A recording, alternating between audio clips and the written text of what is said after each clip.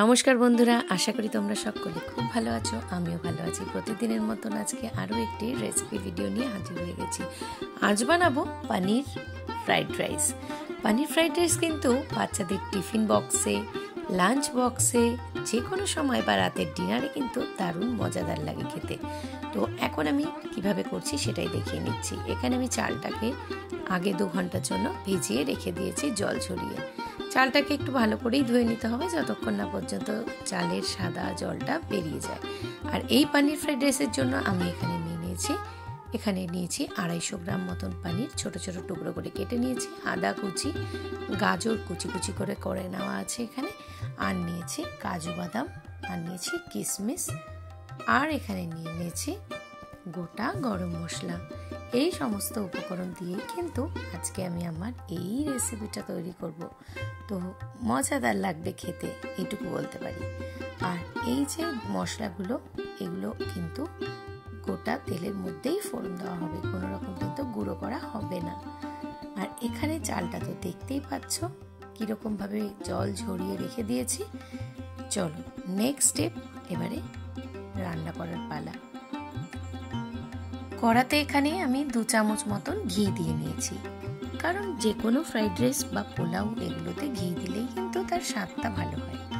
এবার কেউ যদি স্বাস্থ্যের জন্য চিন্তা করো তাহলে পরে বলবো সাদা তেল বা সানফ্লাওয়ার অয়েল দিয়েও করতে পারো।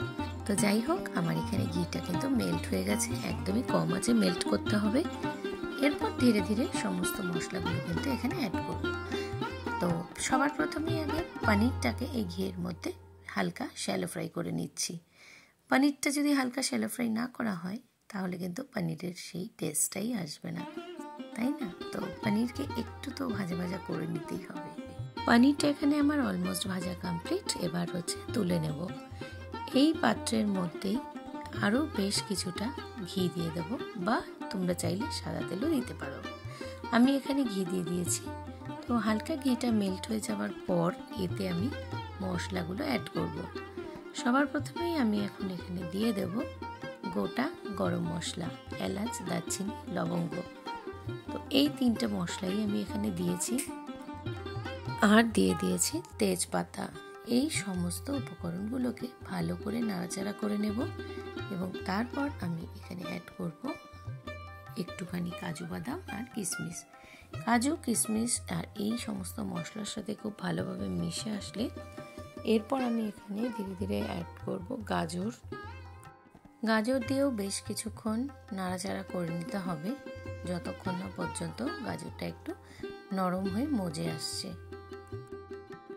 তো 5 থেকে 7 মিনিটের মধ্যেই জিনিসটা আমার মজে গেছে। এরপরে আমি ধীরে ধীরে এখানে সেদ্ধ করা চাল নয়, কিন্তু এটা ভেজানো ছিল। এই যে ঝরঝরে করে রাখা রয়েছে যে চালটা, এটাই কিন্তু এখন এই সম্পূর্ণটা এর উপর দিয়ে দেব, এবং বেশ কিছুক্ষণ কিন্তু এই চালটাও কিন্তু কষাতে হবে। 2 মিনিট কষিয়ে নেওয়ার পর তাতে দিয়ে দিতে হবে নুন, আর দিয়ে দিতে হবে বেশ কিছুটা চিনি। এই সমস্ত উপকরণ দিয়ে ভালো করে একটু নাড়াচাড়া করে নেওয়ার পর যে পনিরগুলো আগে ঘিয়ের মধ্যে ভেজে নিয়েছিলাম সেগুলোকেও কিন্তু দিয়ে দিতে হবে। এরপর অ্যাড করব সামান্য গরম মশলা আর সামান্য জায়ফল জয়িত্রীর গুঁড়ো। এই সমস্ত উপকরণ দিয়ে নাড়িয়ে নেওয়ার পর এখানে আমি এখন অ্যাড করব বেশ কিছুটা জল। যেই জলটা আমার কিন্তু এই পনিরের সাথে মিশে চালটা কিন্তু সেদ্ধ হতে সাহায্য করবে। অবশ্যই কিন্তু জলটা একদম ফুটন্ত জল, সেই জলটাই আমি এখানে দেব। ভিডিওটি চলতে চলতে একটা কথা বলে রাখি, যারা আমার পরিবারের আজ নতুন তারা আমার চ্যানেলটাকে সাবস্ক্রাইব করে চ্যানেলটার পাশে থাকা বেল নোটিফিকেশনটা অন করে দিও। তাহলে যখন আমি নতুন কোনো ভিডিও আপলোড করব তখন চটপট তোমরা আমার চ্যানেলে তাড়াতাড়ি করে চলে আসতে পারবে। তো দেখো, কথা বলতে বলতে কিন্তু আমার রাইসটাও কিন্তু একদম পুরোপুরি রেডি। তো কেমন সুন্দর গন্ধ বেরিয়েছে, তোমরা কি পাচ্ছ একটু গন্ধ?